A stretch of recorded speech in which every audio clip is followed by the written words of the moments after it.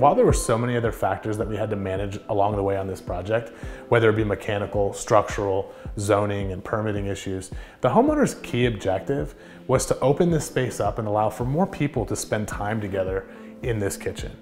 When we started with this kitchen, that was virtually impossible. This wall was closed off. The kitchen was confined to about 5 square feet in the corner. You had a range, you had an apartment fridge, a sink, and that's it. What we were able to achieve by removing this wall served more than just the kitchen. The dining room was previously squeezed into a 5-foot space over here, and this wall really limited the ability to even walk around the table, let alone when people were sitting down at it. But the removal of that wall also brought in all this natural light that was previously hidden before. As we move through the space, you'll see that now we have a full-size refrigerator, now we have a full-size range. Previously there was a chimney here, and that served as the end of the run for the kitchen. And then you would walk through a doorway here, which would be the second doorway to the basement, and you don't need that. So what we did was we covered it up.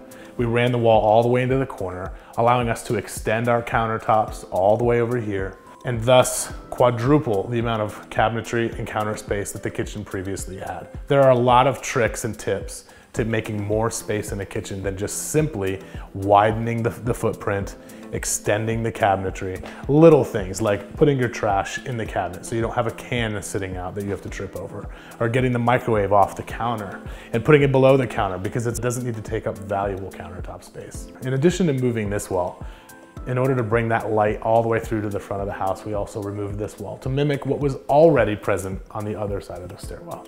So we matched both sides of the stairwell, allowing the natural light to flood through and for all of the rooms to communicate well with each other.